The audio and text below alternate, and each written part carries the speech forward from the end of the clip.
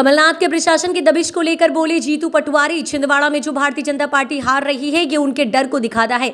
मध्य प्रदेश में पूरी बीजेपी धन बल का किस तरीके से उपयोग कर रही है ये जग जाहिर है। हमारे अकाउंट ब्लॉक हो गए थे, हमारे पास धन की कमी है। पहले विधायक और फिर कमलनाथ के घर प्रशासन का 4 घंटे रहना ये लोकतंत्र में कुठाराघात है। अमित शाह के छिंदवाड़ा दौरे को लेकर बोले अमित शाह विधानसभा चुनाव के पहले भी आए थे, उन्होंने प्रदेश की जनता से वादे किए थे। आज अमित शाह को जवाब देना पड़ेगा कि इन वादों का क्या हुआ।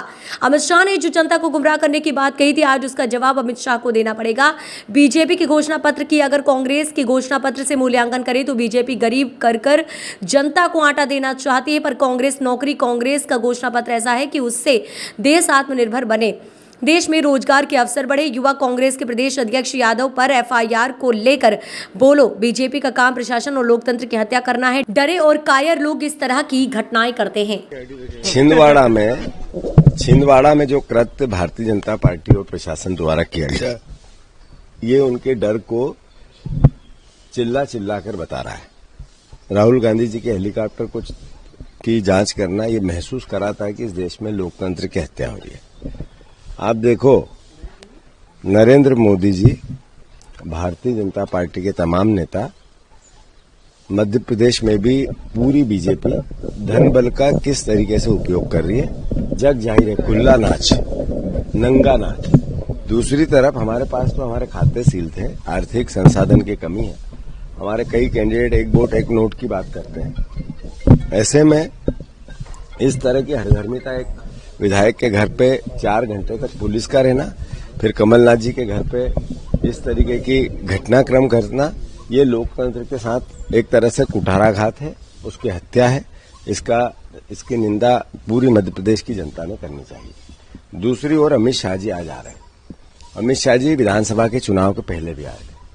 अमित शाह जी, आज आपको बताना पड़ेगा इस प्रदेश को कि मोदी की 5 गारंटियां 2023 में हुई थी, जिसमें आपने किसानों के 2700 रुपये गेहूं की बोला था, आपने 3100 धान का बोला था, आपने चिल्ला कर ग्वालियर से लेके पूरे प्रदेश में आप आए थे, तब आपने 3000 बहनों को देने की बात की थी, आपने 450 के सिलेंडर की बात की थी, आपने बहुत सी बातें वो जो प्रदेश को गुमराह करने के लिए की थी, आज तक क्यों नहीं पूरी हुई। ये उत्तर तो अमित शाह जी को देना पड़ेगा।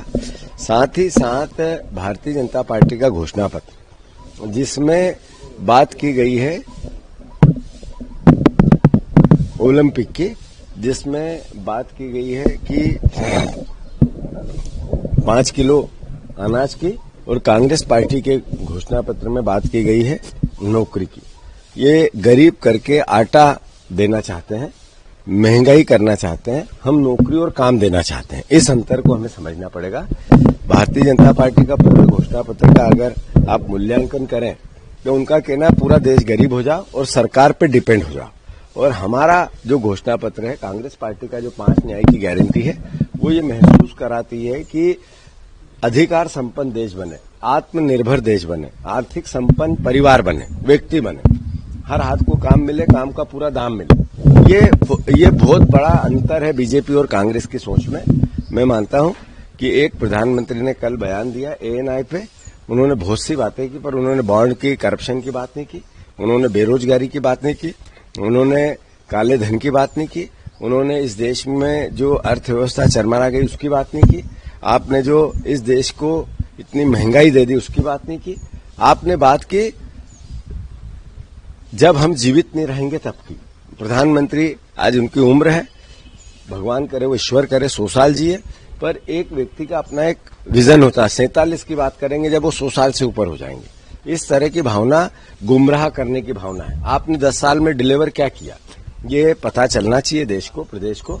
आप 10 साल में क्या आपकी फेलिवर रहे, वो कांग्रेस पार्टी बार बार बता रही है। मैं मानता हूं झांसा विधान जो देश के सामने बीजेपी का वचन पत्र है, घोषणा पत्र है, विजन है, झांसा है, झांसा। तो इस झांसे से प्रदेश और देश की जनता बचे, ये मेरा आग्रह है।